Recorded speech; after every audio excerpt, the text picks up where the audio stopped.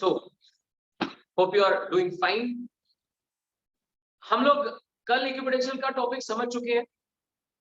Electrostatic potential energy आप already जानते हैं। दो चार्जेस के लिए K Q1 Q2 upon R आता है, जिसमें एक इंपॉर्टेंट पॉइंट था, if the charges are brought closer, does the potential energy increase or decrease? So the thing was, if the charges repel each other, then you have to bring them deliberately, push करके लाना पड़ता है। In that case, the energy increases. एक छोटी सी बात ये समझ के रखिए भाई, एनर्जी तब बढ़ती है जब आपको जबरदस्ती करनी पड़े, ऐसे पुश करके लाना पड़े।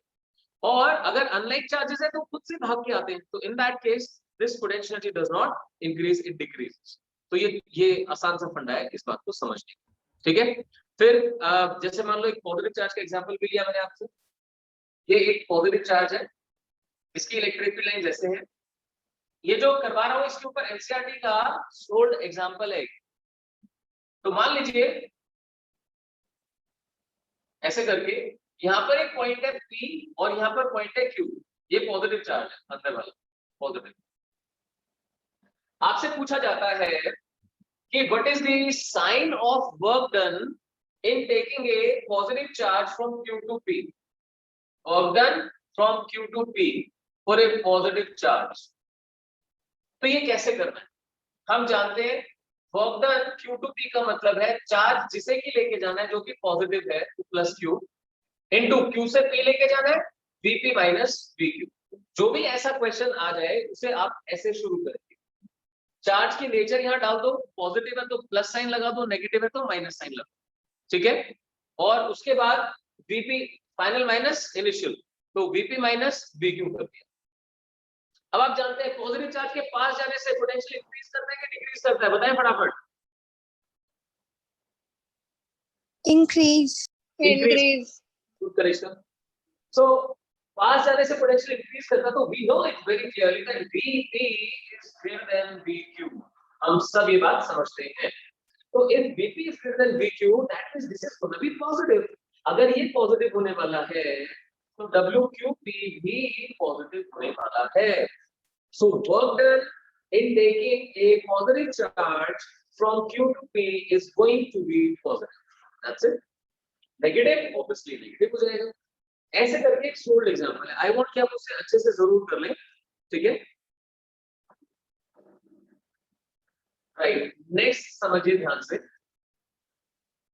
हेडिंग डाल सकते हैं। आप जो सीबीएसई बैच वाले स्टूडेंट्स हैं वो ये कर चुके हैं, कंपटीशन वालों के लिए नया है, सीबीएसई वाले कर चुके, तो आप रिवाइज कर लेना साथ साथ। लिखें, to find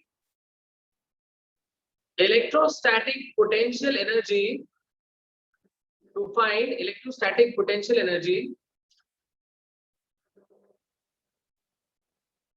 electrostatic potential energy of a charge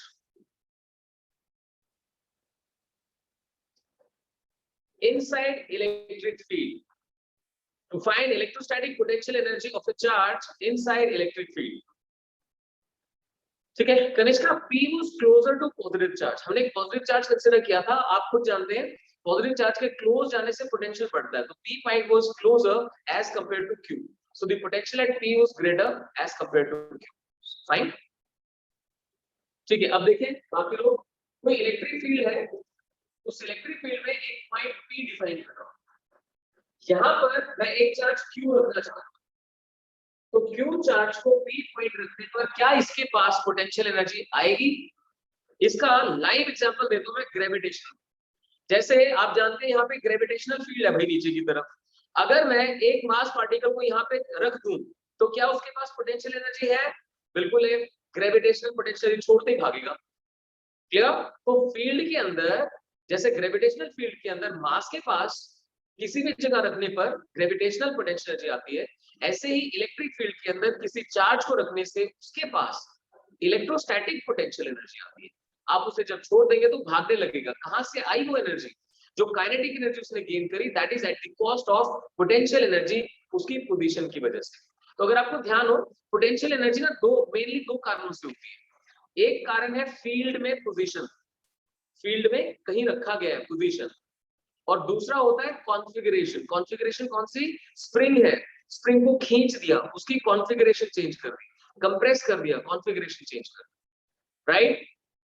या नो प्रॉब्लम जन्नत, यू कैन, आई अलाउ। देखिए फिर से, तो अब क्या करना था, एक चार्ज Q है, उसे इलेक्ट्रिक फील्ड के अंदर P पॉइंट पे रखा गया है, तो यहाँ रखने पर इसकी पोटेंशियल एनर्जी कितनी होगी वो बताना है। तो देखो सीधी सी बात है, पोटेंशियल एनर्जी होती है charge into potential. Electric field के अंदर P पॉइंट के ऊपर, ध्यान दें, इलेक्ट्रिक फील्ड के अंदर P पॉइंट के ऊपर जो भी पोटेंशियल होगा, उस पोटेंशियल से आप चार्ज को मल्टीप्लाई कर दो, क्योंकि आप सब जानते हैं पोटेंशियल का मतलब होता है work done in bringing unit positive charge. हम Q को यहाँ रख रहे हैं तो टोटल वर्क कितना हो गया, Q into Vp। अब तो ये बहुत बार कर चुके, अच्छे से याद हो गया होगा। So potential energy of charge Q at point P becomes Q into Vp. Now my dear, every one of us knows कि पोटेंशियल निकालने का तरीका है minus of E dot dr from infinity to point P, right? ये सबको clear है ना? E dot dr from infinity to P negative करके हमें क्या मिल जाता है, line, negative of line integral, और वो होता है पोटेंशियल। तो पोटेंशियल मल्टीप्लाइड बाय चार्ज। सो ये कहानी है इसके पीछे। फाइन, मैं एक न्यूमेरिकल भी करवाऊंगा आपको इसके ऊपर, है ना? ठीक है, अब लिखिए, to find electrostatic potential energy, ये सब मैं एनसीईआरटी से करवा रहा हूं, उसमें टॉपिक है ये, electrostatic potential energy of A system of two charges.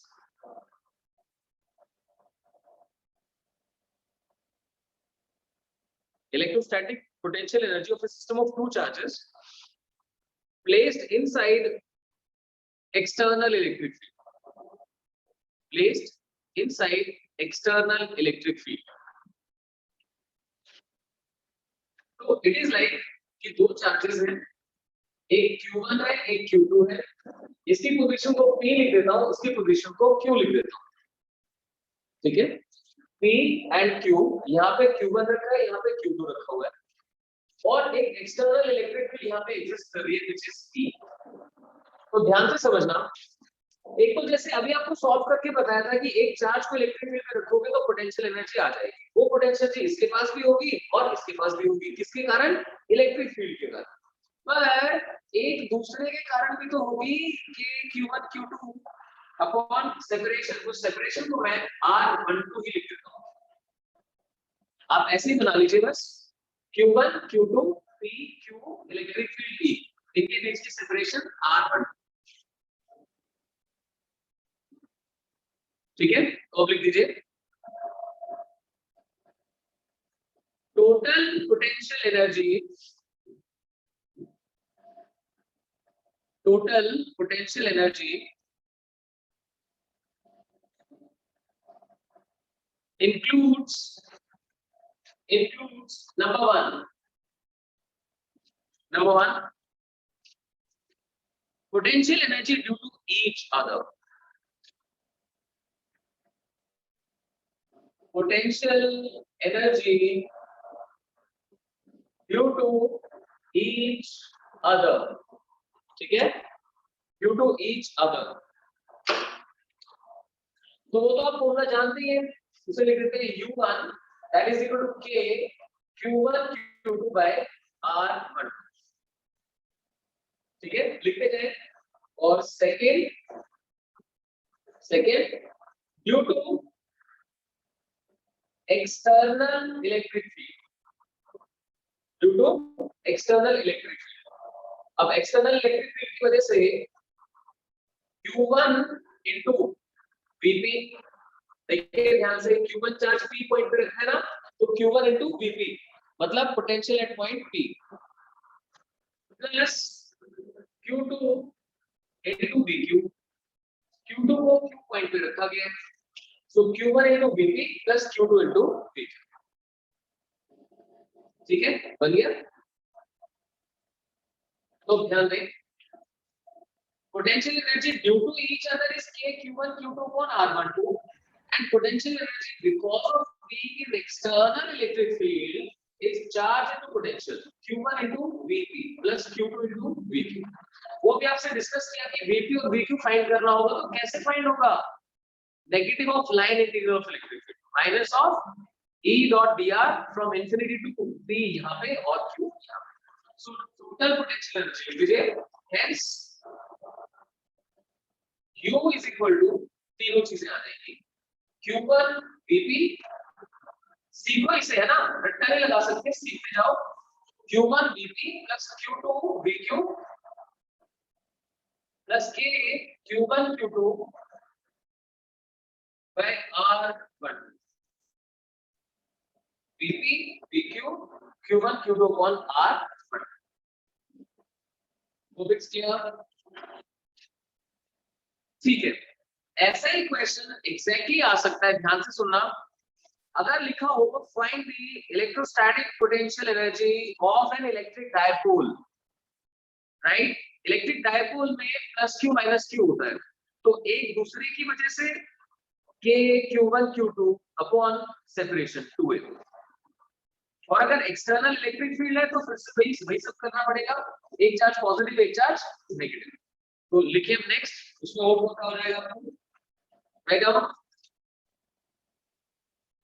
Total electrostatic potential energy, total electrostatic potential energy of an electric dipole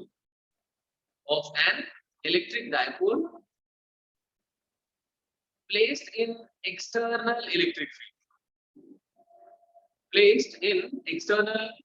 field, मतलब डायपोल को एक्सटर्नल इलेक्ट्रिक फील्ड में रखा गया है, अब उसकी टोटल पोटेंशियल एनर्जी निकालनी है। देखो वर्डिंग दो तरह से आती है, potential energy due to electric field है ना, या potential energy in the electric, एक टोटल पोटेंशियल एनर्जी। तो यहाँ पे मैं क्या बोल रहा हूँ, टोटल, उसमें दोनों चीजें कंट्रीब्यूट करेंगी। तो आप ऐसे बना सकते हैं, सपोज यहाँ पर माइनस क्यू रखा है, यहाँ पर प्लस क्यू रखा है, तो इनके बीच की सेपरेशन बन गई 2a, minus Q plus Q 2a, ठीक है। और इस तरह इलेक्ट्रिक फील्ड E, ठीक है, minus Q plus Q 2a electric field E। इस पॉइंट को फिर से P, इस पॉइंट को Q। तो जहां पहले Q1 Q2 था, माइनस Q प्लस Q है। So let's see how does it make a change. तो मैं डायरेक्टली टोटल पोटेंशियल लिख रहा हूं, total this should be minus Q into potential eight P, ठीक है ना, और फिर plus Q into potential eight Q। और आप जानते हैं K Q1 Q2 एक पॉजिटिव है एक नेगेटिव है, तो minus K Q square upon 2a। I hope you agree with this. Negative charge की potential energy, positive charge की potential energy due to external electric field and then due to each other. ठीक है, अब यहाँ पे क्या हो सकता है, देखो और फर्दर क्या कर सकते हैं, Q को कॉमन निकाल लेते हैं, ये बन जाएगा VQ माइनस VP, देख सकते हैं VQ minus VP minus KQ square upon 2a, इतना कर सकते हैं बच्चे। अब VQ माइनस VP क्या बन जाएगा, ध्यान देना, अगर तो इलेक्ट्रिक फील्ड कांस्टेंट है तब तो E इंटू 2a बन जाएगा, है ना, और अगर इलेक्ट्रिक फील्ड वेरिएबल है तो इंटीग्रेशन करना पड़ेगा। तो मैं अभी इसको इतना ही छोड़ रहा हूं। आप जानते हैं VQ और VP कैसे निकाला जाता है अगर इलेक्ट्रिक फील्ड वेरिएबल हो, minus E dot dr integration, और उसका मैं आपको एक न्यूमेरिकल करूंगा। And this all belongs to NCERT, ठीक है, लिखिए शाबाश। NCERT एग्जांपल है ये, दो चार्जेस हैं 7 माइक्रोकूलम एंड माइनस 2 माइक्रोकूलम,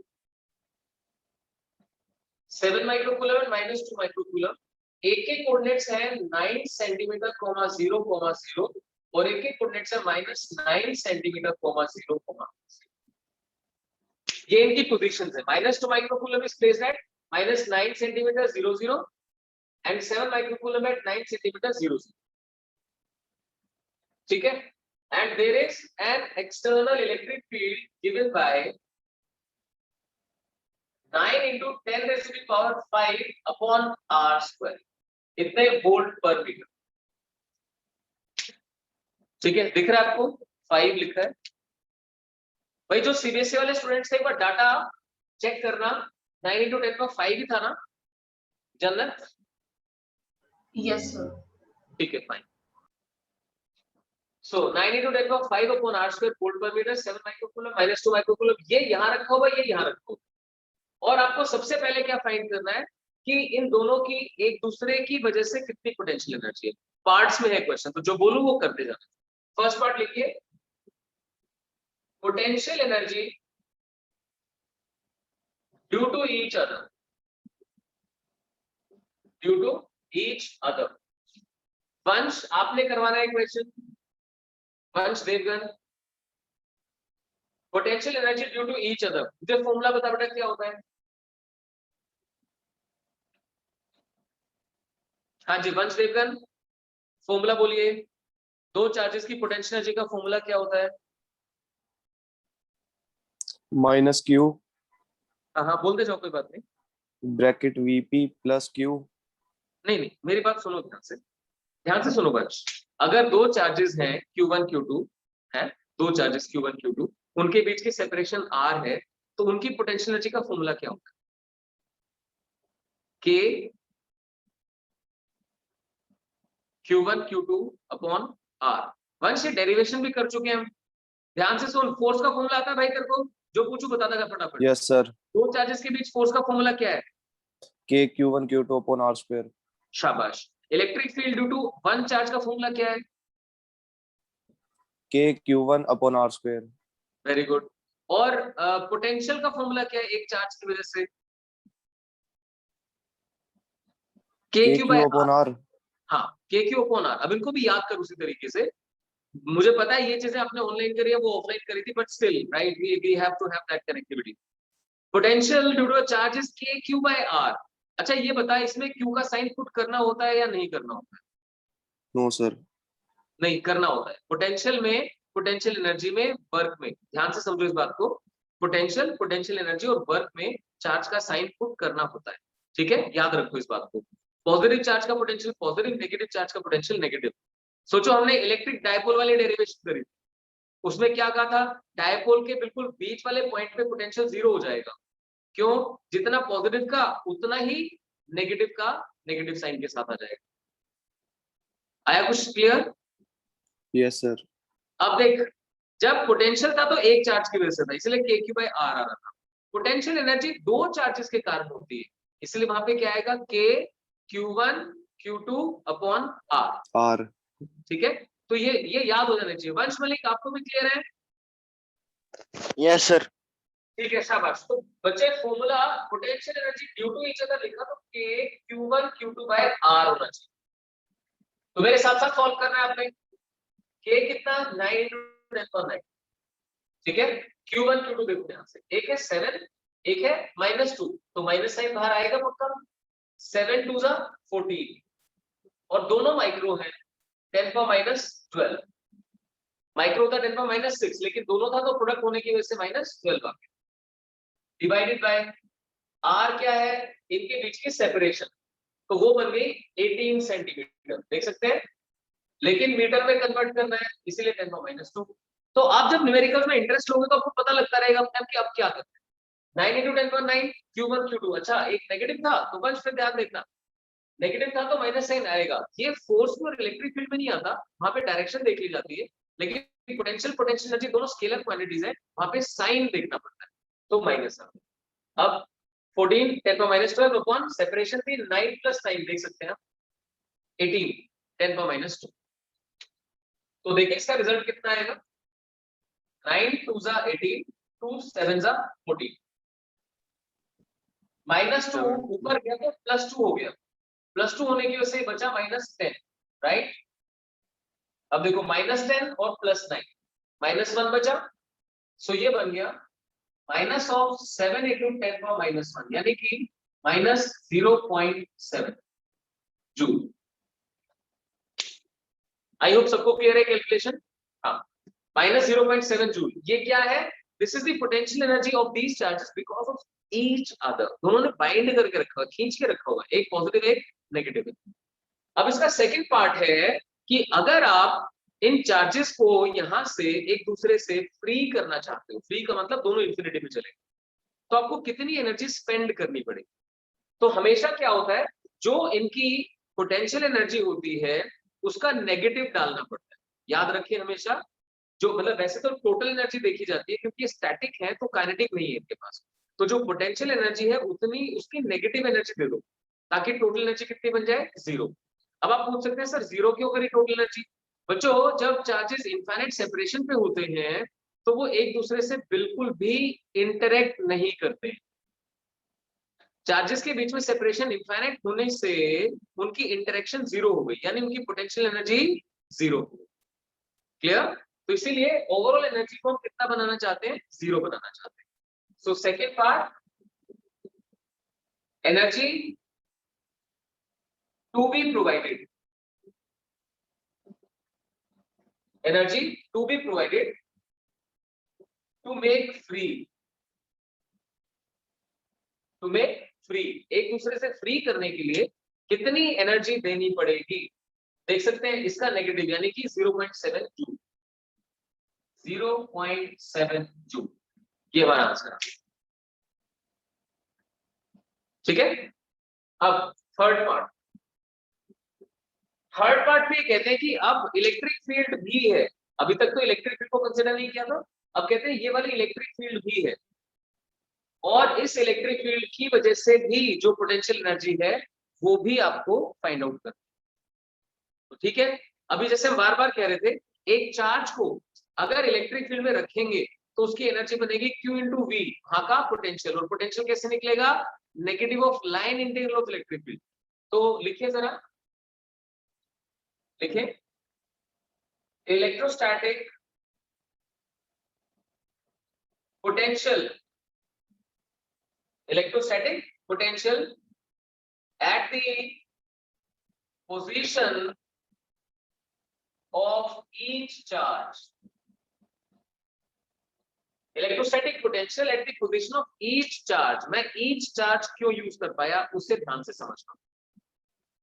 इस इलेक्ट्रिक फील्ड में आप 1/r² का फैक्टर देख रहे हैं, देखिए 9 × 10⁵1/r² का फैक्टर आ रहा है। तो ध्यान दीजिए 1/r² तो पॉइंट चार्ज के लिए होता है, तो पॉइंट चार्ज की फील्ड कैसे होती है, ऐसे हर तरफ बाहर निकल रही होती है, राइट। ऐसी फील्ड को क्या बोलते हैं, रेडियल फील्ड। कैसी फील्ड होती है, रेडियल फील्ड। तो समझिए potential is a scalar quantity. अगर एक पॉजिटिव चार्ज से फील्ड निकल रही है तो भाई उसके लेफ्ट में जाओ या राइट में जाओ, ऊपर जाओ या नीचे जाओ, आगे जाओ या पीछे जाओ, उससे कोई फर्क ही नहीं पड़ता, because what matters is the distance, direction तो मैटर नहीं करती। तो ये बात प्लीज ध्यान से सुनना, अगर इलेक्ट्रिक फील्ड फाइंड करनी हो तो डायरेक्शन मैटर करती है, लेकिन पोटेंशियल फाइंड करना हो तो डायरेक्शन मैटर नहीं करती। तो अगर एक चार्ज ओरिजिन में हो तो वहां से जितनी दूर ये है उतनी दूर ये है, आगे बात समझ में।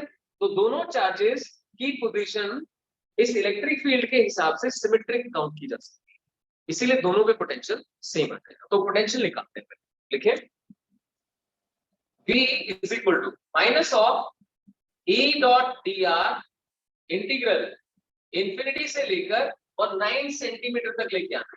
9 सेंटीमीटर का मतलब हो गया 9 × 10⁻²। लिखे लिखे साथ साथ करें please. V is equal to minus of E dot dr, है ना, पोटेंशियल निकालने के लिए कहां से कहां, इंफिनिटी से इस पॉइंट तक 9 × 10⁻²। So that is equal to minus of, अब E की वैल्यू कितनी है, 9 × 10⁵ upon r² dr, 9 × 10⁵ upon r² dr, कहां से कहां, इंफिनिटी से 9 × 10⁻², 9 × 10⁻², that is now equal to, see minus sign as it is, ये 9 × 10⁵ बाहर आ गया। कोई बताए 1/r² का इंटीग्रेशन क्या होता है यार, -1/r. तो -1/r, फिर देखिए इंफिनिटी से 9 × 10⁻² तक, माइनस से माइनस कैंसिल हो गया। अब जरा वैल्यू पुट कीजिए, देखते हैं यहाँ पे 9 × 10⁵ as it is into 1/9 × 10⁻², और -1/∞। अब 1/∞ तो 0 होता है, तो इसे ही सॉल्व करना है। 10 सॉल्व to करना the है तो power देखिए 3 joule. हाँ 10 to the power 7 10 joule. to power 7 joule. It comes out to be 10⁻⁷ joule. देखो आप करोगे ना तो आपको मजा आएगा क्वेश्चन करने में। ये क्वेश्चन मेरे हिसाब से पूरा कॉम्पिटिटिव टाइप क्वेश्चन है, बहुत आसान क्वेश्चन में नहीं आता, ये कॉम्पिटिटिव टाइप क्वेश्चन है, लेकिन काफी सारी चीजें अच्छे से क्लियर करता है। दो चार्जेस है, उनकी पोटेंशियल एनर्जी निकालनी, अब उनको फ्री करना है तो कितनी एनर्जी देनी पड़ेगी। अब इलेक्ट्रिक फील्ड है तो भाई उसकी वजह से कितनी आएगी, बार बार फॉर्मूला लिखे जा रहे थे, Q into V, इस बार सॉल्व किया है तो ये V बन गया। अब देखो टोटल एनर्जी निकालते हैं अपन। Total energy is equal to charge कितना 7 into 10⁻⁻⁶, उसके साथ पोटेंशियल मल्टीप्लाई कर दो Q into V 10⁻⁷, हो गया। ये पॉजिटिव था। अब ये है नेगेटिव, -2 into 10⁻⁻⁶ into 10⁻⁷, है ना। Q1 into V V1 और फिर प्लस Q2 into V2। अब Q2 खुद ही नेगेटिव था तो इसलिए माइनस है ये, और साथ साथ ये वाली एनर्जी -0.7, क्योंकि तो टोटल निकाल रहे हैं ना इलेक्ट्रिक फील्ड की और एक दूसरे की वजह से। तो देखिए जरा ये कितना बनेगा, ये 10⁻7 है, 10⁻6 है, तो यहाँ से 10 बचेगा, ये हो गया 70 और ये हो गया -20 और -0.7, ये हो गया 50 -0.7, तो 49.3. 49.3 जूल इज द आंसर। तो मेरे हिसाब से जेईई मेडिकल में ऐसा क्वेश्चन बिल्कुल बना के डाला जा सकता है। ये एनसीईआरटी का सोल्ड एग्जांपल था एज इट इज। तो जो बच्चे सीबीएसई वाले हैं उनका ये रिवाइज हो गया, जो कंपटीशन वाले हैं उनका फर्स्ट टाइम हो गया। आई सजेस्ट कि आप इसे दोबारा जरूर करें, ठीक है बच्चों। तो ये आपके electrostatic potential, potential energy, right, और इक्विपोटेंशियल सरफेस के टॉपिक्स अच्छे से कवर हो गए। अब मैं एनसीईआरटी से एक न्यूमेरिकल और पिक कर लेता हूं, जिसमें जैसे कल आपको बताया था ना कि भी दो चार्जेस है तो potential energy K Q1 Q2 upon R बनती है, 3 वाला करवाया था। जैसे आप उसमें फिर मैंने एग्जांपल लिया था कि मैं हूं, नंदिश है, वंश है, राइट, आपको याद होगा कि फर्स्ट चार्ज को लाने का वक्त 0 हो गया था, सेकंड को लाने का फर्स्ट वाले की वजह से बना, थर्ड का दोनों की वजह से बना। ऐसे करके एनसीईआरटी का एक सोल्ड न्यूमेरिकल है जिसमें ये स्क्वायर को कंसीडर करते हैं। आप में से किसी के पास एनसीईआरटी फिलहाल है तो वो जरा डाटा बोल सकता है क्या? A B C D, A B C D, ये 4 कॉर्नर्स हो गए, इनके ऊपर चार्जेस रखे हुए हैं। हाँ जी, किसी के पास है तो बोल सकता है क्या क्या क्या चार्जेस हैं?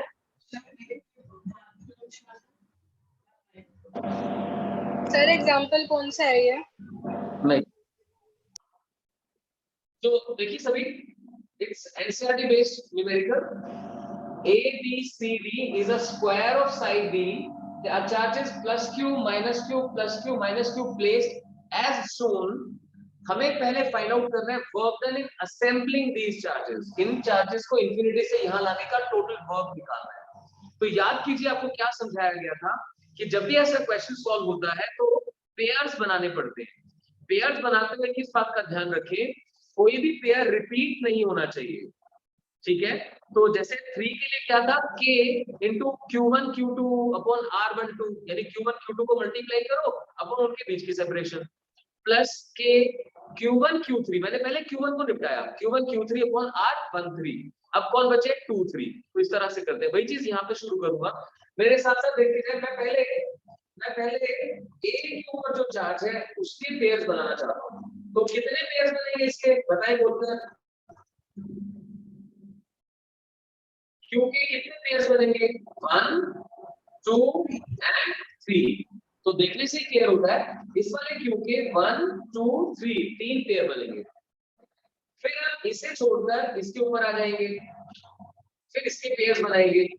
लेकिन जब इसके पेयर्स बनाएंगे तो ये वाला पेयर वापस नहीं बनेगा, दोबारा नहीं बनेगा। तो इसके पेयर्स कितने बनेंगे, 1 एंड 2, 2 पेयर्स बनेंगे। अब इसके बन गए, इसके बन गए, बचा कौन, ये दोनों का एक पेयर बनेगा। तो आप समझ सकते हैं टोटल 3 + 2 + 1 यानी 6 पेयर्स बनेंगे। आई होप ये आप सबको क्लियर हुआ। अब मेरे साथ साथ करते हैं। लिखिए पोटेंशियल एनर्जी और work done is equal to, मतलब जो वर्क इन्हें इकट्ठे लाने में करना पड़ा वही इनकी पोटेंशियल एनर्जी बन जाती है। So that's equal to k को बाहर निकालता हूं, q1 q2 देखिए माइनस साइन आएगा, minus q square upon separation कितनी है d, हो गया इन दोनों का पेयर। अब इसका इसके साथ पेयर देखते हैं, दोनों पॉजिटिव है, प्लस q स्क्वायर। अब इनके बीच की सेपरेशन कितनी, ये देखिए √2d हाँ √2d डायगोनल √2d, तो इट बिकम्स d √2 या √2 टाइम्स d। अब ये भी हो गया। अब इधर चलते हैं, एक पॉजिटिव एक नेगेटिव, तो minus q square upon d, ये भी आ गया। तो देखिए 1 2 3 और 3 pairs are not about this, इसका वापस नहीं बनाना। अब आगे चले, ये भी हो गया minus q square upon d, and the second pair has to be with this, इसके साथ ये d √2 हो गया, दोनों माइनस है तो plus q square by √2d, ठीक है ना। अब देखो इसके भी तीनों पेयर्स हो गए, इसके भी दोनों पेयर्स हो गए, 1 2 3 4 5। अब कौन बचा, ये दोनों, एक पॉजिटिव एक negative, so it should be minus of q square by d। So this is it, मैंने सारे 6 पेयर्स बना लिए हैं। अब क्या है देखो, दो ही चीजें रिपीट हुई है, या तो q स्क्वायर बाय d या फिर q square by √2d। Check करते हैं, यहाँ पे देखिए जरा, this is minus of q square by d, again minus of q square by d, again minus of q square by d, minus of q square by d, तो 4 बार आ गया। that's equal to k into minus of 4 times q square by d, ठीक है। d को बाहर निकाल दो अभी के लिए, minus of 4 q square हो गया। अब इसे देखना, q square by √2d, q square by √2d, so d मैंने बाहर निकाल दिया, plus 2 times q square by √2, d को मैंने बाहर निकाल दिया था इसलिए स्ट्रेट अप ही गया। अब यहां से k q स्क्वायर बाहर निकल जाएगा, ध्यान दें इससे ये बन जाएगा √2, तो k q square by d into minus of 4 plus √2, इसे आप फर्दर सॉल्व कर सकते हैं। √2 होता है 1.414, तो ये सॉल्व करके that gets the answer. I hope आपको समझ में आया। सो देखो यही चीजें हैं, कहते हैं ना एनसीईआरटी से ही कंपटीशन के क्वेश्चंस बनते हैं, तो बिल्कुल बनते हैं। थोड़ा सा हायर लेवल ले जाते हैं, हायर लेवल किस सेंस में, भाई फिगर चेंज कर दी, 2 की बजाय 3 चार्जेस है, या 3 की बजाय 4 चार्जेस है, या 5 चार्जेस है, या 6 चार्जेस है, तो थोड़ा सा टाइम इसमें ज्यादा लग जाता है। बट आपको ये क्लैरिटी होनी चाहिए, कंफ्यूजन नहीं होना चाहिए। कोई बच्चा ये काम नहीं करेगा कि पहले उठा के ये पेयर बना दिया, फिर कभी ये बना दिया, कभी ये बना दिया, पता ही नहीं चलेगा। वो सिस्टमैटिक, पहले एक चार्ज के सारे पेयर्स कंप्लीट करो, उसे फिर छोड़ दो, फिर आप चलो नेक्स्ट वाले पे, तो नेक्स्ट वाले के सारे पेयर्स बनाओ, फिर उसे भी छोड़ दो, फिर बचे हुए ऐसे करके ना। Hope it's clear to everyone. अब बच्चों इसमें ये तो था फर्स्ट पार्ट कि इसको असेंबल करने में कितना वर्क करना पड़ेगा, यानी इसकी पोटेंशियल एनर्जी कितनी। सर W एंड U के डिफरेंट होंगे साइन, नहीं देखो कनिष्का, अगर कोई ऐसे बोलता है कि सिस्टम की पोटेंशियल एनर्जी निकालो, आपने यही करना था, और याद करो वो क्या है, work done in bringing the charges from infinity to this point, तो that is work done against electric field, इसलिए ये सेम ही होते हैं। हाँ, अगर वर्क डन बाय फील्ड कहा जाए तो माइनस साइन, ठीक है। सेकंड पार्ट है डियर कि इसके सेंटर के ऊपर सपोज करो Q0 चार्ज लेके आना है इंफिनिटी से, तो कितना वर्क करना पड़ेगा। सो सेकंड पार्ट है calculate work done in bringing Q0 from infinity to centre, C centre. तो ठीक है भाई, अकेले Q0 को लाने का वर्क पूछ रही है ना, तो हम लोग जानते हैं वर्क होता है चार्ज इनटू पोटेंशियल, उस पॉइंट का पोटेंशियल। अब C पॉइंट का पोटेंशियल इन चारों की वजह से होगा।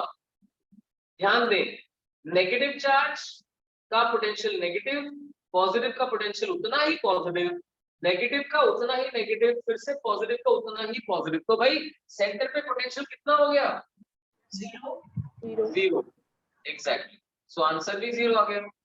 No work is required in bringing any charge. Q naught can have any value because the potential of this point is zero. इसलिए net work done zero आ जाएगा। ठीक है, होप आपको ये क्वेश्चन भी ठीक से समझ में आया। ठीक है बच्चों, मैं अभी क्या करता हूँ, इसी चैप्टर की जो बैक एनसीईआरटी है उस एनसीईआरटी से क्वेश्चंस पिक कर लेता हूँ और आपको करवा देता हूँ। तो एटलीस्ट क्या होगा, कोई भी question electrostatic field, force, field, potential, potential energy का आएगा तो आप आसानी से कर। चलिए एनसीईआरटी का 2.6 एग्जांपल टेक ऑन करते हैं। It says a molecule of a substance has a permanent electric dipole moment of magnitude 10⁻⁻29 coulomb metre. मतलब इलेक्ट्रिक डायपोल मूवमेंट है 10⁻⁻29 कूलम मीटर। ये किसका है? हर एटम का है, हर एटम का। अब कहता है a mole of this substance is polarised at low temperature by applying a strong electrostatic field of magnitude 10.6 volt per meter। एक इलेक्ट्रिक फील्ड लगाई गई 10.6 वोल्ट पर मीटर, जिससे इन सबको पोलराइज कर दिया गया। मतलब समझो सारे के सारे ऐसे बन गए, ऐसे बन गए, जिसमें समझिए कि इलेक्ट्रिक फील्ड अगर इस तरफ है तो आप सभी जानते हैं उसकी डायरेक्शन में पॉजिटिव होगा, पॉजिटिव आगे सभी का और इधर नेगेटिव। इसे कहते हैं कि सारे के सारे एटम्स क्या बन गए? पोलराइज। ठीक है, अब कहता है the direction of electric field is suddenly changed by an angle of 60 degree. तो ये जब अलाइन हो गए, शांत हो गए, तो एकदम से इलेक्ट्रिक फील्ड की डायरेक्शन को 60 डिग्री चेंज कर दिया। ये फाइनल इलेक्ट्रिक फील्ड की डायरेक्शन। तो आप सब जानते हैं, बताइए कोई मुझे कि जब इलेक्ट्रिक डायपोल्स इलेक्ट्रिक फील्ड में अलाइंड होते हैं तो उनकी पोटेंशियल एनर्जी मिनिमम होती है या मैक्सिमम होती है? Maximum. अब हाँ, बहुत सारे बच्चे इसके लिए, मैं आपको कुछ चीज कहना चाहता हूँ, ध्यान से सुने। बहुत सारे बच्चे इसके लिए मैथ्स देखने लगते हैं। देखो कुछ ना नेचर के लॉज होते हैं, और मैं समझाता भी आपको ऐसे ही हूं कि आप कब शांत हो जाते हैं, आप कब स्टेबल इक्विलिब्रियम में आ जाते हैं। आप तब स्टेबल इक्विलिब्रियम में आते हैं जब आपकी एनर्जी मिनिमम हो जाती है, राइट। सुबह उठकर फुल ऑफ एनर्जी है तो आप थोड़ी एक्सरसाइज करना चाहेंगे, खेलना चाहेंगे, है ना, 4 लोगों की टांग खींचना चाहेंगे। लेकिन 3 घंटे 4 घंटे ये सब करने के बाद आप हो गया बस अब बहुत हो गया, यानी अब आप हो गए शांत, यानी कि आपकी पोटेंशियल एनर्जी हो गई मिनिमम। अब आप आ गए हो स्टेबल इक्विलिब्रियम के अंदर। समझिए इस बात को, ऐसा हर चीज के लिए वैलिड है, इलेक्ट्रिक हो, मैग्नेटिक हो, नॉर्मल इक्विलिब्रियम की बात हो रही हो या ह्यूमन बीइंग्स। सो उससे लिंक किया करो, फिजिक्स वो है, मैथ्स नहीं है फिजिक्स। तो अगर हमने इन्हें इलेक्ट्रिक फील्ड की डायरेक्शन में अलाइन कर लिया है तो अब ये स्टेबलाइज हो चुके हैं, यानी इनकी पोटेंशियल एनर्जी हो गई है, बोल के बताएं, मैक्सिमम या मिनिमम? मिनिमम। जब कोई चीज स्टेबलाइज हो जाती है तो उसकी एनर्जी मिनिमम हो गई, उत्पाती नहीं है वो। अब ध्यान से देखें, अब क्या हुआ, सडनली इलेक्ट्रिक फील्ड की डायरेक्शन भाई 60 डिग्री चेंज कर दी। अब इनको क्या करना पड़ेगा, अपने आप को ऐसे करके 60 की डायरेक्शन में ले जाना पड़ेगा। ये कहानी होने वाली है। अब देखते हैं पूछता क्या है। ये कहता है estimate the heat released by the substance in aligning its dipoles along the new direction of field. For simplicity assume 100% polarisation of the sample. इसने कितना सैंपल बोला? 1 मोल। देखिए ध्यान से, इसने 1 मोल बोला और 100% पोलराइजेशन है, मतलब सारे के सारे जो मॉलिक्यूल्स हैं, सारे के सारे मॉलिक्यूल्स अलाइन होने वाले हैं। नहीं तो ऐसा बोल सकता था 70% पोलराइजेशन, तो हमें सिर्फ 1 मोल का 70% लेना होगा। ठीक है बच्चों, तो देखो यहाँ पे अच्छे भले अलाइन थे, एकदम से इलेक्ट्रिक फील्ड इधर कर दी, तो इनको क्या करना पड़ेगा, मूवमेंट शो करनी पड़ेगी इधर के लिए, सबको इधर के लिए मूवमेंट शो करनी पड़ेगी। तो क्या होगा, इनको एनर्जी रिलीज करनी पड़ेगी। ठीक है ना, एनर्जी रिलीज करनी पड़ेगी, तो वो एनर्जी रिलीज होगी तो उससे हीट प्रोड्यूस होगी, हमें वो हीट प्रोड्यूस फाइंड आउट करनी है। तो आप मेरे साथ लिखें, heat produced is equal to, ऐसे लिखिए equal to Energy released. Energy released by dipoles. Energy released by dipoles. अब भाई एनर्जी रिलीज क्या होती है? फाइनल एनर्जी माइनस इनिशियल या इनिशियल माइनस फाइनल? बोलो बोलो, आप कुछ रिलीज कर रहे हो तो कम कर रहे हो, initial minus final. Initial minus final. Yeah, this should be equal to initial energy minus final energy. लिखते जाए, initial energy minus final energy. ठीक है, आप सब जानते हो पोटेंशियल जी का formula minus P dot E होता है, that is minus P cos theta होता है. तो सोचकर बताइए, जैसे ही हमने इलेक्ट्रिक फील्ड को इधर शिफ्ट कर दिया तो अब डायपोल्स का इलेक्ट्रिक फील्ड के साथ एंगल कितना बन गया? 60 डिग्री. क्या? और फाइनली कितना बन जाएगा? 0 डिग्री. यानी कि जब मैं इनिशियल पोटेंशियल एनर्जी कंसीडर करूंगा तो एंगल कितना लूं? 0 या 60? 60. शाबाश, 60. 60. कुछ बच्चे इस क्वेश्चन में इस चीज को लेके कंफ्यूज हो जाते हैं कि सर इलेक्ट्रिक फील्ड इधर ही तो थी. हाँ थी, उसका काम सिर्फ अलाइन करना था. हो गए अलाइन. अब आपने इलेक्ट्रिक फील्ड जब चेंज करी है, इधर चेंज करी है, तो ये बन गई इनिशियल सिचुएशन. डायपोल्स इधर है, इलेक्ट्रिक फील्ड इधर है, इनिशियल सिचुएशन. फाइनल क्या है? डायपोल्स भी उधर घूम गए हैं, वो फाइनल सिचुएशन. तो अब तो हर कोई समझता है, इनिशियल में थीटा 60, फाइनल में 0. तो मेरे लिए ये एनर्जी बनेगी, देखें, माइनस पीई कॉस ऑफ 60 और minus of minus PE cos of 0. I hope सबको क्लियर हो रहा है. तो देखिए, ये P अगर आप एक मॉलिक्यूल का यूज कर रहे हैं तो ऐसा तो एक मोल के साथ हुआ है. एक मोल का मतलब है 6.02 10^23. इतने सारे मॉलिक्यूल्स थे. So that's equal to, मैं उसे फ्रंट पे ले आता हूँ, 6.02 10^23 इनटू, ये पार्ट पॉजिटिव हो गया देखें, और ये नेगेटिव. P इन दोनों से कॉमन जा रहा है. P की वैल्यू कितनी है?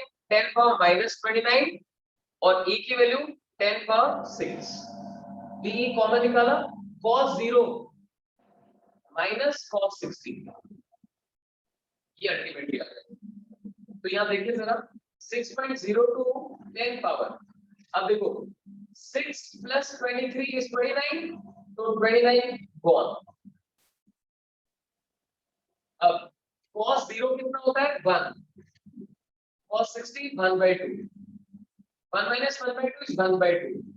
So 6.02/2, that is 3.01 joule. इतनी एनर्जी रिलीज होगी. या इन्होंने उस नंबर को 6 लिया हुआ है, 0.02 नहीं लिया हुआ, तो उनका आंसर 3 जूल आ रहा है. आया क्वेश्चन सुन ले. देखो, ये जो क्वेश्चंस हम कर रहे हैं, दीज आर सिचुएशंस, उनको वही समझ के करो, बर्डन नहीं लो दिमाग के ऊपर. ये समझो एक एक सिचुएशन क्लियर करते हुए कि क्या था और क्या हुआ. तो पहले जो इलेक्ट्रिक फील्ड थी उसने डायपोल्स को अलाइन कर लिया. ठीक है भाई, आराम से पढ़े, एकदम से इधर शिफ्ट कर दिया. अब इन सबको शिफ्ट होना होगा, तो इनिशियल सिचुएशन काउंट होगी इलेक्ट्रिक फील्ड के बीच का एंगल 60 और फाइनल काउंट होगी एंगल 0. रिलीज एनर्जी हमेशा इनिशियल माइनस फाइनल होती है. Initial angle 60, final angle 0. I hope आप सबको क्लियर हुआ. If anybody has any doubt kindly ask. चलिए, NCERT back exercise of second chapter का सेकंड क्वेश्चन उठा रहा हूं, 2.2. What does it say? There is a regular hexagon of side 10 centimeter. Regular hexagon. Something like this, right? Regular hexagon of side 10 centimeter has a charge of 5 microcoulomb at each of its vertices. हर एक के ऊपर 5 microcoulomb. Each vertex, हर एक के ऊपर, ठीक है? अब कहता है calculate the potential at the center of the hexagon. Centre पे पोटेंशियल निकालना है. तो कोई बताएगा सेंटर तक का डिस्टेंस कितना हो जाएगा? Is that also 10 centimeter? 10. Yes. जिसको नहीं पता वो समझे ध्यान से. रेगुलर हेक्सागन में जब वर्टिसेस को ज्वाइन करते हैं ऑपोजिट वर्टिसेस को, तो we get 6 equilateral triangles. We get 6 equilateral triangles. So obviously this is 10, this also becomes 10. ठीक है, ये O है, ये भी 10 बन जाए। तो देखते हैं, सेंटर का सारे चार्जेस से डिस्टेंस इक्वल है, दैट इज 10 सेंटीमीटर, और पोटेंशियल का फॉर्मूला क्या होता है, KQ/R। क्यों वंश, याद आया? पोटेंशियल का फॉर्मूला कितना है डियर, KQ/R। तो एक की वजह से KQ/R, और ऐसा ही 5 और है, तो टोटल कितने हो गए, 6। इसीलिए हम डायरेक्टली लिख देते हैं, potential at centre is equal to 6 into 9 into 10 to the 9, that is K into Q। Q कितना है, 5 into 10 to the -6 upon R। R is 10 centimetre, 10 centimetre का मतलब 10 to the -1। तो आप जब एग्जाम में क्वेश्चन करें तो पहले फॉर्मूला लिख सकते हैं, V is equal to KQ/R, और फिर से शुरू कर सकते हैं। आप मेंशन कर सकते हैं, it is because of 6 charges, so multiplied by 6। तो बताओ फटाफट क्या आंसर आ रहा है।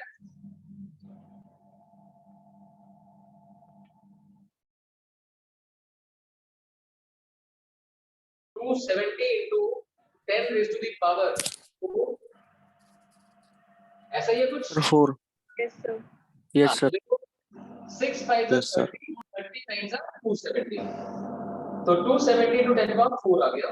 So that is basically 2.70 into 10 power, अब दो जीरो इधर कर दी मैंने तो कितना हो गया, 6 4। So ये हमारा आंसर है। Hope it's clear to everyone। ठीक है, थर्ड क्वेश्चन है, देखिए, it says 2 charges 2 microcoulomb and -2 microcoulomb,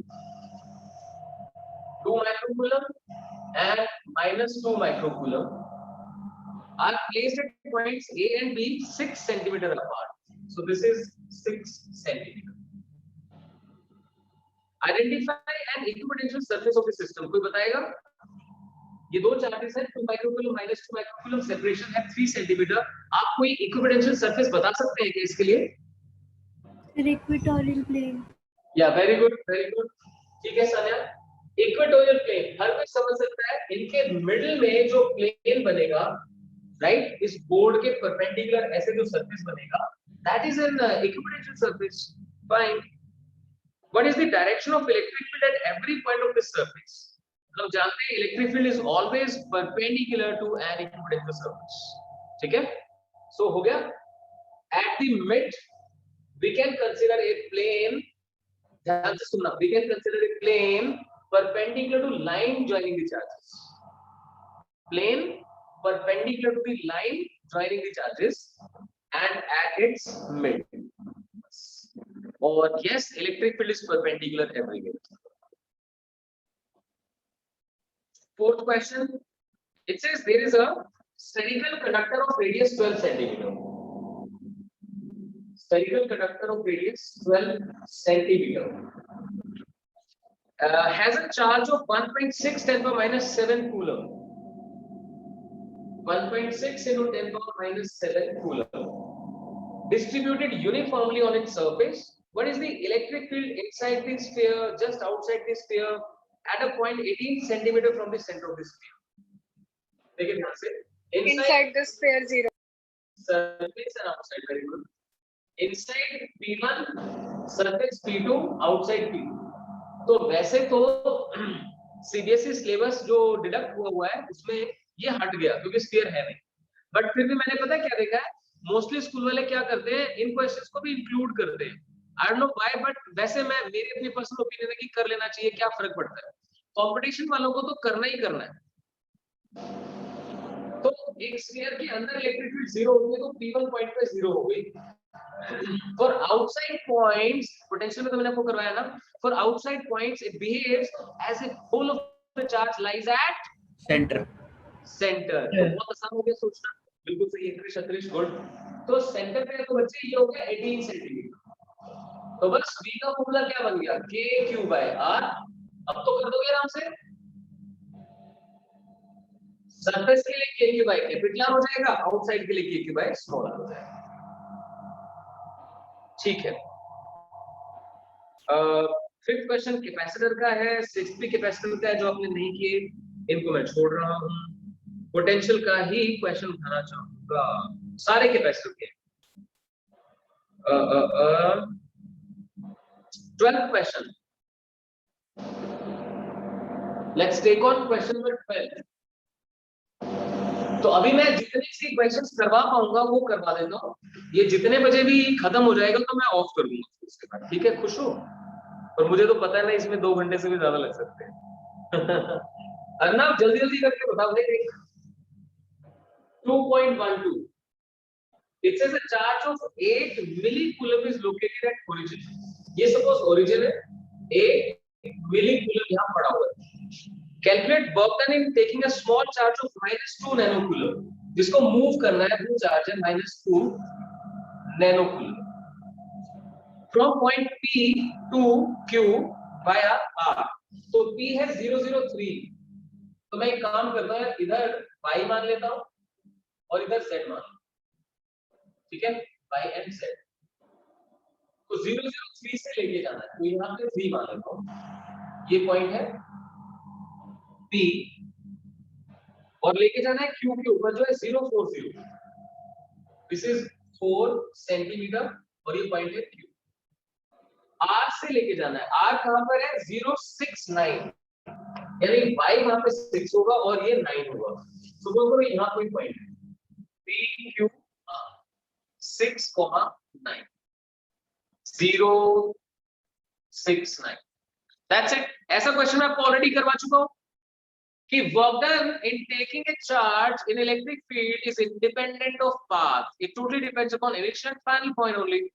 So work done in taking from P to Q is equal to charge to be taken -2 into 10⁻⁹ into potential of, बोल के बताइए जरा, potential of P minus potential of Q या potential of Q minus potential of P? Q minus P. Final minus initial, जिसको भी थोड़ा सा confusion है याद करें, फाइनल माइनस इनिशियल। तो जब आप ऐसे लिखते हैं चार्ज जो कि नेगेटिव था तो मैंने नेगेटिव साइन लगा दिया, पॉजिटिव होता तो पॉजिटिव वाला, into final potential minus initial. ये पोटेंशियल कौन से चार्ज की वजह से है? जो ओरिजिन पे पड़ा हुआ है, 8 millicoulomb. This is 4 centimetre, this is 3 centimetre. आप बड़ी आसानी से इस क्वेश्चन को कर सकते हैं। अब ध्यान देना, ये भी आपको बताया गया है, जब भी ऐसा कहा जाता है कैलकुलेट वर्क डन, तो by default that is work done against the electric field, वो एक्सटर्नल एजेंसी का वर्क डन होता है। और अगर कहीं पे साफ साफ लिखा हो calculate work done by electric field, तो बच्चों ये जो भी आप सॉल्व कर रहे हो इसमें एक नेगेटिव साइन लगाना पड़ेगा, यानी Vp माइनस Vq आ जाएगा बाय इलेक्ट्रिक फील्ड। अभी ये ठीक है, ऐसे ही चलेगा, ठीक है? तो आप कर सकते हैं। 13th क्वेश्चन, 13th क्वेश्चन में क्यूब बोल रहा है, cube. So this be a cube, ठीक है? कहता है a cube of side B has charge Q at each of the vertices, हर एक वर्टेक्स के ऊपर Q चार्ज पड़ा हुआ, हर एक के ऊपर। Determine the potential and electric field due to this charge array at the center of the cube। ये जो array वर्ड यूज होता है वो कलेक्शन ऑफ चार्जेस के लिए यूज किया गया है। सो सेंटर के ऊपर आपको इलेक्ट्रिक फील्ड और पोटेंशियल निकालना है, तो कोई बच्चा बताएगा? 0 है। हाँ, इलेक्ट्रिक फील्ड हो जाएगी 0, ठीक है? कोई बात नहीं, बता रहा हूं कारण समझना सभी ध्यान से। आप जिस रूम में बैठे हैं, मान लीजिए कि वो रूम क्यूब है, राइट? क्यूब का मतलब है सारे फेसेस उसके इक्वल होंगे, सारी साइड्स इक्वल होंगे। तो उसके मान लो 6 कितने कॉर्नर होते हैं यार? ये 6 या 8 कॉर्नर्स। 8 कॉर्नर्स के ऊपर चार्ज रखे हुए हैं और बिल्कुल सेंटर में इलेक्ट्रिक फील्ड फाइंड करनी है। तो ऑब्वियस है इस वाले कॉर्नर की वजह से जो इलेक्ट्रिक फील्ड होगी वो ये वाले कॉर्नर की वजह से भी होगी, लेकिन ऑपोजिट होगी। तो जो डायमेट्रिकली ऑपोजिट, डायगोनली सॉरी, जो डायगोनली ऑपोजिट चार्जेस होंगे उनकी इलेक्ट्रिक फील्ड्स कैंसिल कर जाएंगे, तो इलेक्ट्रिक फील्ड तो आ गई 0। आपको बस इतना ही लिखना है, electric field due to diagonally opposite charges cancel out. अब बात आती है पोटेंशियल की। तो बच्चों पोटेंशियल तो स्केलर क्वांटिटी है, कितने वर्टेक्स होते हैं? 8, हर एक वर्टेक्स का डिस्टेंस इक्वल है। अब कोई बच्चा मुझे बताए आप हेक्सागोनल में कैंसिल क्यों नहीं हुआ? कनिष्का, वहां पर पोटेंशियल फाइंड किया था डियर, अगर इलेक्ट्रिक फील्ड फाइंड करोगे तो वो वहां भी 0 आएगी, ठीक है? जो हमने हेक्सागन का क्वेश्चन किया था, अगर उसमें इलेक्ट्रिक फील्ड फाइंड करनी होती तो वो भी वहां पे भी 0 आती। पोटेंशियल फाइंड कर रहे हैं, जो यहाँ पे दोबारा कर रहे थे। We have got 8 corners, so there are 8 charges. Anybody, side is B, what is the distance of this from vertex? किसी भी vertex से center का distance कितना होगा? Anyone? √3b। हाँ जी, जल्दी बोले। √3b। और कोई? कृष, एक छोटी सी गलती कर रहे हो बस। b/√3b। हाँ, it will be equal to √3b/2। कृष आधा नहीं करेगा भाई, कंप्लीट तो बन रहा यस है। सर, ठीक है सर, समझ गया। ठीक है, तो Yes. Very good, good try. So देखिए सभी, ये डिस्टेंस बन गया, मैं सपोज इसे AC लिख देता हूँ, तो AC बन गया √3b/2। सो एक चार्ज का पोटेंशियल निकालूंगा तो kq/√3b/2 बन जाएगा, तो 2 ऊपर आ जाएगा। ये पोटेंशियल बन गया एक चार्ज की वजह से, लेकिन ऐसे से 8 चार्जेस हैं और सभी लाइक चार्जेस हैं। So the answer is this, 8 to the 16, 16/√3 kq/b। आया समझ में? ठीक है, आई होप क्लियर हुआ। Now we can move on to question number 14. So question 14 says, two tiny spheres carrying charges 1.5 microcoulomb and 2.5 microcoulomb are located 30 centimeter apart. Tiny spheres 1.5 microcoulomb, 2.5 microcoulomb are 30 centimeter apart. Find the potential and electric field at the midpoint of the line joining the two charges. Midpoint पे potential और electric field निकाल के कर लोगे। Potential के लिए क्या होगा? kq है, अब ये 30 है तो 15 हो गया, ये भी 15। आई होप ये कर सकते हो, मेरे करवाने की जरूरत नहीं है। कनिष्का फिर ध्यान से देखना, अगर हम पोटेंशियल बोल रहे हैं डियर, तो दोनों पॉजिटिव चार्ज है, दोनों का ऐड हो जाएगा, kq1/r प्लस kq2/r हो जाएगा। ठीक है, और जब आप इलेक्ट्रिक फील्ड फाइंड करेंगे तो डायरेक्शन तो ऑपोजिट हो जाएंगे, ये भी पॉजिटिव है, ये भी पॉजिटिव है, इसकी फील्ड भी आउटवर्ड्स, इसकी फील्ड भी आउटवर्ड्स, तो वो सब्ट्रैक्ट करके सॉल्व हो जाएगा, कर लीजिएगा। अब कहता है बी पॉइंट में, at a point 10 centimetre from this mid point in a plane normal to the line passing through the mid point.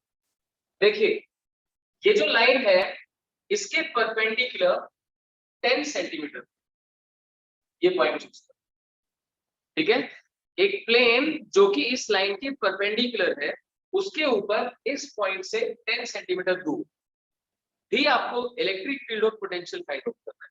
तो बच्चों पॉजिटिव चार्ज की फील्ड आउटवर्ड्स, इस पॉजिटिव चार्ज की फील्ड भी आउटवर्ड्स।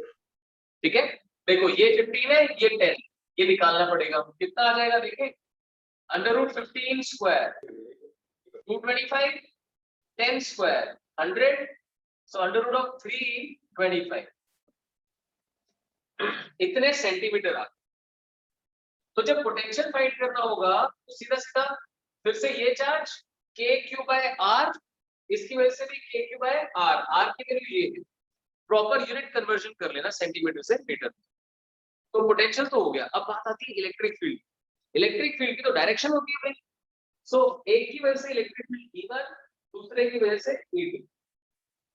अब इन दोनों को कैसे सॉल्व करें? एंगल तो डायरेक्ट एंगल तो पता नहीं चलेगा, कारण देख सकते हैं ये 15 30 हो गया, ये और ये √325, तो डायरेक्टली तो आपको डायरेक्शन नहीं मिल पाई। तो आप क्या करते हैं, एंगल कंसीडर कर लेते हैं। जैसे देखिए आप ये वाला एंगल और ये वाला angle equal theta theta consider कर सकते हैं।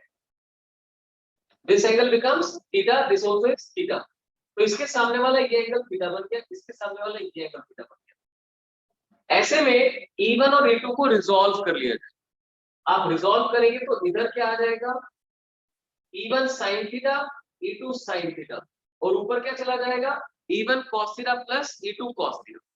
ठीक है ना, ये कर सकते हैं ना। यह एक तरीका और बता सकता हूँ चाहो तो, इन दोनों के बीच में टोटल एंगल कितना बन गया, 2 थीटा, तो √a² plus b² plus 2ab cos of directly 2 theta.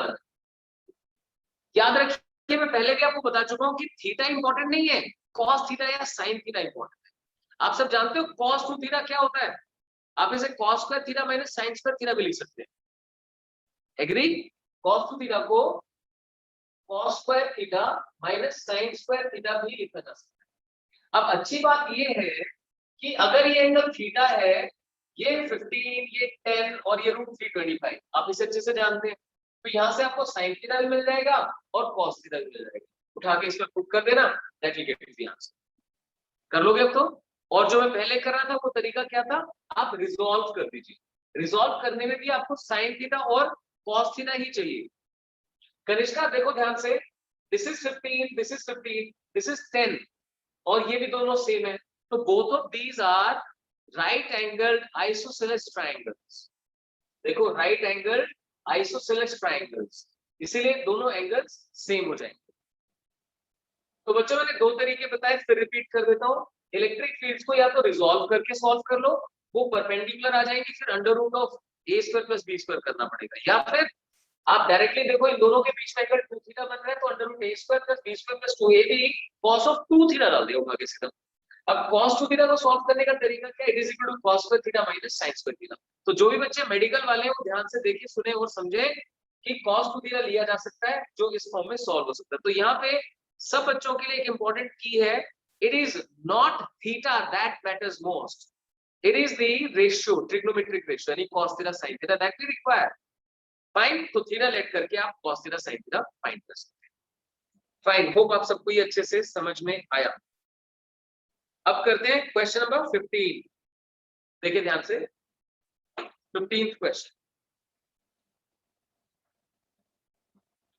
अच्छा, आप बता रहे थे आपके जो टेस्ट होंगे स्कूल टेस्ट, वो आपको पीडीएफ सेंड करनी होगी या गूगल फॉर्म पे होगी? Sir PDF send PDF send करनी होगी। यस 15th क्वेश्चन देखें। It says a spherical conducting shell of inner radii R1 and outer radii R2 has a charge Q. तो देखें, शेल में इनर और आउटर रेडियस बता रखी है, R1 एंड R2। ठीक है, क्लियर? ये शेल है, शेल का मतलब क्या है, ये वाला हिस्सा खाली है, अंदर वाला, सिर्फ इस पूरे पार्ट में ये वाला जो पार्ट है इसमें कंडक्टर है, इनर आउटर, और इसके पास चार्ज है Q। Now they say a charge small q is placed at the center of the shell. What is the surface charge density on inner and outer surface of the shell? ये usually school exam में आता होता है कुछ, कि जो centre था, इस सेंटर पे चार्ज रख दिया गया है Q। तो अब क्या होगा, कौन सा फिनोमेना होगा, बोल के बता सकते हैं? इंडक्शन। इंडक्शन, शाबाश, वेरी गुड। तो अगर आपने सेंटर में चार्ज क्यू रख दिया तो it will result in induction. Induction से क्या होगा, पास वाला जो एंड है उसमें माइनस क्यू और बाहर वाले एंड पे प्लस क्यू। ठीक है बच्चों, माइनस क्यू प्लस क्यू, तो बाहर वाले पे टोटल चार्ज कितना हो गया, क्यू प्लस क्यू। पहले भी कर चुके हैं यार, गॉस थ्योरम वाले में भी एक क्वेश्चन ऐसा आया था। ठीक है, अभी पूछ रहे सरफेस चार्ज डेंसिटीज कितनी होंगी। ध्यान दीजिए, सरफेस चार्ज डेंसिटी क्या होगी, चार्ज पर यूनिट एरिया। तो देखते हैं, ये सरफेस 1 है, ये सरफेस 2 है। सरफेस 1 पे माइनस क्यू चार्ज हो गया, माइनस क्यू अपॉन 4 पाई r1 स्क्वायर। ठीक है, और सिग्मा 2 आउटर पे, यहाँ पे that is Q plus Q upon 4 pi r2 square. तो बहुत ही आसान सा क्वेश्चन है और एग्जाम में काफी पूछा जाता है, क्योंकि ये इंडक्शन को भी इन्वॉल्व करता है, उससे सरफेस चार्ज डेंसिटी भी डिस्कस हो जाती है। ठीक है, आप कहते हैं if the electric field inside a cavity with no charge 0 even if the shell is not spherical but has any irregular shape, explain। अगर कैविटी जो है वो स्फेरिकल ना होकर इरेगुलर शेप की हो, क्या तब भी उसके अंदर इलेक्ट्रिक फील्ड 0 हो जाएगी, यस और नो? बहुत ही आसान सा आंसर है इसका, सुनो ध्यान से। एक कंडक्टर के अंदर हर जगह डैश सेम रहता है, पोटेंशियल। हाँ बिल्कुल, पोटेंशियल। पोटेंशियल सेम रहता है। तो कंडक्टर के अंदर हर जगह पोटेंशियल सेम रहता है यार, आप जिस मर्जी शेप की कैविटी बना लो, उसमें हर जगह पोटेंशियल सेम होगा, तो इलेक्ट्रिक फील्ड कितनी होगी, कितनी होगी, 0 0 बस 0। कि अगर मैं कंडक्टर ही कंसिडर कर रहा हूँ, it is important to understand कि मैं कंडक्टर की बात कर रहा हूँ, ठीक है। तो कंडक्टर में आप जैसी मर्जी कैविटी बना दो, जैसी मर्जी, इस कैविटी में इलेक्ट्रिक फील्ड जीरो ही होगी क्योंकि हर जगह पोटेंशियल सेम होगा। That's all, done. ठीक है, अब मैं करवा रहा हूं आपको क्वेश्चन नंबर 18, आज के लिए लास्ट, ठीक है। क्वेश्चन नंबर 18 देखिए ध्यान से। ये क्वेश्चन भी स्कूल एग्जाम में बहुत पूछा जाता है। अच्छा, कोई मुझे बताए कि आप लोग केमिस्ट्री में बोहर थ्योरी पढ़ चुके हैं क्या? रदरफोर्ड्स मॉडल, बोहर थ्योरी पढ़ चुके हैं, बहुत अच्छे। यस सर, तो 11th में पढ़ी। हाइड्रोजन एटम की जो इनर शेल होता है, सबसे इनर, उसकी रेडियाई कितनी होती है? कोई भी बता दें, ये आपको लर्न होना चाहिए। It is 0.529 angstrom, 0.529 angstrom. तो 0.529 एंगस्ट्रॉम को 0.53 भी लिखा जा सकता है, तो वो इस क्वेश्चन में मिलेगा। तो मतलब ये जो क्वेश्चन अभी हम करने जा रहे हैं, ये हाइड्रोजन एटम से रिलेटेड है, and they talk about a proton and the electron.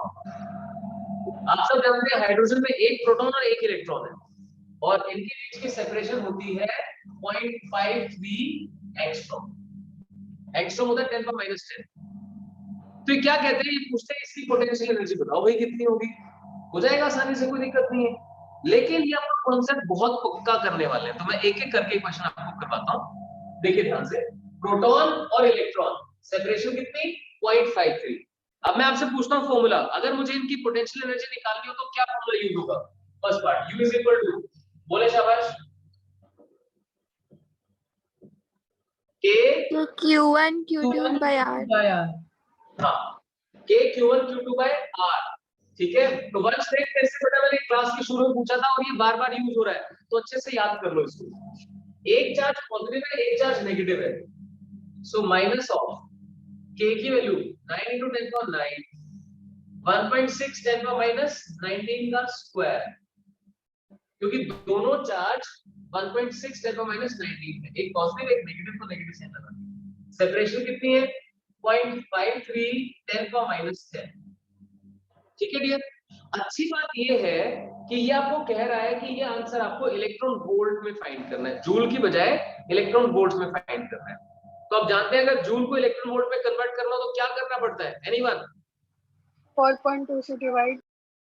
हाँ, 1.6 10⁻19 से डिवाइड करना पड़ता है। तो अगर मुझे इसे इलेक्ट्रॉन वोल्ट में कन्वर्ट करना है तो मैं इसे डिवाइड कर दूंगा 1.6 10⁻19 से, ठीक है। हाँ, इससे डिवाइड कर देंगे, और अगर इससे डिवाइड किया तो एक पावर हो गई कैंसिल।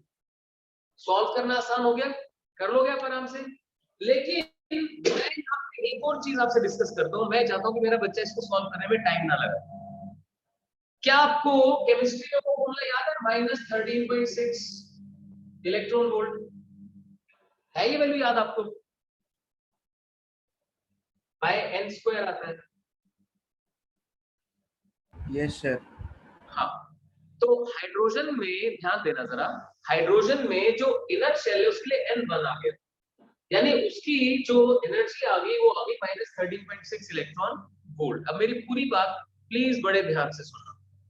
क्या आपको ये बात पता है कि kinetic energy is equal to modulus of total energy is equal to modulus of potential energy का हाफ? क्या ये फॉर्मूला आपने याद किया केमिस्ट्री में? Yes sir. Yes sir. नहीं किया, बाई चांस किसी ने नहीं किया तो मैं ये आपको याद करवा देता हूँ, समझ लीजिए, अदरवाइज आपको याद होना ही चाहिए। समझे इस बात को, काइनेटिक एनर्जी कभी नेगेटिव नहीं हो सकती, और पोटेंशियल एनर्जी पॉजिटिव और नेगेटिव चार्ज है दोनों, इसीलिए नेगेटिव ही होगी। तो पोटेंशियल एनर्जी नेगेटिव होगी, काइनेटिक एनर्जी पॉजिटिव होगी, तो आपको मॉडुलस डालना है। अब ये याद करो कि टोटल एनर्जी निकलेगी पोटेंशियल प्लस काइनेटिक से, तो पोटेंशियल एनर्जी से लेस नेगेटिव होगी। तो बस सीधा सीधा ये याद कर लो यार, kinetic energy is equal to modulus of total energy is equal to modulus of potential energy by 2। तो कोई बताइए जो -13.6 इलेक्ट्रॉन वोल्ट है, ये टोटल एनर्जी होती है या पोटेंशियल एनर्जी होती है? Potential energy. पोटेंशियल। सोच लो, En लिख दो, En वहां पे total energy. Sum of kinetic and potential सब कुछ करके आता है ये, ठीक है। तो याद करें ये टोटल एनर्जी होती है, ठीक है। तो टोटल एनर्जी और काइनेटिक एनर्जी बराबर होती है, लेकिन हम क्या निकाल रहे हैं, हम निकाल रहे हैं पोटेंशियल एनर्जी। तो सोचो पोटेंशियल एनर्जी तो टोटल एनर्जी से डबल होगी ना, यानी मेरा आंसर क्या आएगा, माइनस ऑफ 2, देखो ध्यान से, 2 7.2 इलेक्ट्रॉन वोल्ट। तो इससे मैंने आपको एक छोटी सी हेल्प की जो दो चीजों को लिंक कर देती है। केमिस्ट्री में भी आपको याद रहेगा और यहाँ पे कुछ सॉल्व नहीं करना पड़ेगा, आप सिर्फ पर एक बात याद रखनी पड़ेगी, देखो वो गड़बड़ हुई तो सब गड़बड़ हो जाएगा। ये एनर्जी होती है, टोटल एनर्जी होती है, पोटेंशियल निकालनी है तो इसका डबल करना पड़ेगा, that is minus 27.2 electron volt. Hope it's clear to everyone, ठीक है बच्चों। सो ये तो आपकी आ गई टोटल एनर्जी। अब आपको इसके बाद देखिए इस क्वेश्चन में क्या करना है, ये कहता है estimate the potential energy of the system in electron volt taking zero of the potential energy and infinite separation of the electron and proton। हम ये जो फॉर्मूला यूज करते हैं k q1 q2 by r, ये तभी तो valid है जब इंफिनिटी पे जीरो पोटेंशियल एनर्जी मान लेते हैं। अब ये अपना कॉन्सेप्ट घुमाता है, ये कहता है कि भाई जो सी पार्ट आएगा उसमें कहता है अब 1.06 एंगस्ट्रॉम के ऊपर जीरो ऑफ पोटेंशियल एनर्जी मान लो। तो ये इसमें पोटेंशियल एनर्जी जीरो कहां पर है, एट इंफिनिटी, ठीक है, तब ये आता है। अब ये कहता है थर्ड पार्ट में कि आप पोटेंशियल एनर्जी को जीरो मानो एट ए सेपरेशन ऑफ इसकी डबल 1.06 एंगस्ट्रॉम, इसका डबल पे आप zero of potential energy consider करो। अब जिस बच्चे को तो फॉर्मूला याद है, बेसिक डेफिनेशन याद है, वो कर लेगा आराम से। क्या कि आप अगर पोटेंशियल एनर्जी निकालना चाहते हैं तो आपको जीरो रेफरेंस से लाना होता है, यानी कि मुझे करना क्या है, मुझे करना है work done in bringing from, देखना मैं इस लाइन पे बनाता हूं, इस लाइन पे ये मान लो प्रोटॉन है, यहाँ पे इलेक्ट्रॉन है और इसका डबल डिस्टेंस, यहाँ पे पोटेंशियल एनर्जी जीरो है। तो ये पॉइंट ए है, ये पॉइंट बी है, देख सकते हैं पॉइंट ए पॉइंट बी। तो बेसिकली वर्क डन किस काम में करना है, in decreasing the separation from A to B, right, A to B, that should be equal to, देखिए ध्यान से, Q जिस चार्ज को लाना है minus C into potential at B minus potential at A. लेकिन जब क्वेश्चन सॉल्व करेंगे तो पोटेंशियल की फॉर्म में नहीं लिखेंगे आप, क्योंकि इसमें इंफिनिटी पे पोटेंशियल एनर्जी को जीरो माना है, तो आप सीधा लिखेंगे it becomes equal to k q1 q2 into 1 upon r। अब बताओ जरा, r final minus r initial या r initial minus r final क्या होता है, इनिशियल माइनस, देखो याद रखो हमेशा, अगर वर्क डन बाय फील्ड कहा जा रहा है तो इनिशियल माइनस फाइनल होता है, अगर सिंपली वर्क डन कहा गया है या work done by external agency कहा गया तो it is always r final minus r। ध्यान रखो बच्चों, ठीक है। तो आप सीधा ही फॉर्मूला लगा सकते हैं, work done is k q1 q2 1 upon r final minus r initial. तो बच्चों देखो r फाइनल कितना है 0.53 एंगस्ट्रॉम और इनिशियल कितना है 1.06 एंगस्ट्रॉम। तो कर लेंगे आप इसे, और बी पार्ट में पूछता है what is the minimum work required to free the electron given that kinetic energy is half the potential energy. अब देखो यहाँ फर्स्ट पार्ट में इलेक्ट्रॉन को अगर यहाँ से फ्री करना है तो उसे कितनी एनर्जी देनी पड़ेगी। तो अगर ये फॉर्मूला आपको ऑलरेडी पता है तो इसकी भी जरूरत नहीं, इसमें एक चीज बताइए कि काइनेटिक एनर्जी आधी होती है, तो टोटल एनर्जी जो होती है वो होती है sum of kinetic energy plus potential energy, ठीक है। Kinetic energy is modulus of potential energy by 2, ये नेगेटिव है और ये पॉजिटिव है। तो देखो ये कितनी -27.2 और ये इसकी आधी पॉजिटिव यानी 13.6, तो आंसर कितना आ गया -13.6 इलेक्ट्रॉन। ऐसे करके सॉल्व। तो ठीक है, वाइंड अप करता हूं मैं ये क्वेश्चन एक बार फिर से क्विकली रिवाइज करवा देता हूं। एक्चुअल सिचुएशन ली गई है, प्रोटॉन और इलेक्ट्रॉन के बीच में हाइड्रोजन एटम में जो सेपरेशन होती है वो 0.53 एंगस्ट्रॉम होती है। इनकी पोटेंशियल एनर्जी निकालनी है इंफिनिटी पे जीरो मानते हुए, पोटेंशियल को इंफिनिटी पे जीरो मानते हुए। तो फॉर्मूला लग गया k q1 q2 r। Solve किया उसे, उसे ना आपको इलेक्ट्रॉन वोल्ट में सॉल्व करना था, तो आंसर आया -27.2 इलेक्ट्रॉन। अब ये कहता है कि अगर इलेक्ट्रॉन को यहां से फ्री करना हो तो उसे कितनी एनर्जी प्रोवाइड करनी पड़ेगी, क्योंकि इलेक्ट्रॉन यहाँ पे रुका हुआ नहीं है, वो घूम भी रहा है, इसलिए पोटेंशियल एनर्जी के साथ साथ काइनेटिक एनर्जी भी है।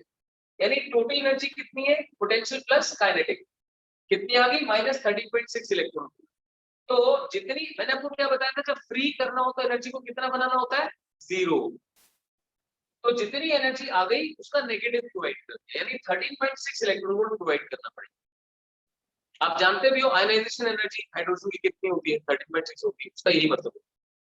ठीक है, इसके बाद उसने कहा कि अब इंफिनिटी के बजाय इससे डबल डिस्टेंस पे ओरिजिन डबल डिस्टेंस पे पोटेंशियल एनर्जी का 0 मानो। अब सॉल्व करो, तो डेफिनेशन कहती है amount of work done in bringing the charges from separation of 0 potential energy to the present separation. यानी यहां से यहां लाना है, यहां से यहां लाने का वर्क क्या होगा, work done is equal to k q1 q2 1/r final minus 1/r initial. बाकी इसमें डाल दो, आपका क्वेश्चन सॉल्व करना है। फाइन, ये भी इलेक्ट्रॉन वोल्ट में सॉल्व करना है। सो आई होप आपको आज की क्लास सारी समझ में आई। Thank you very much.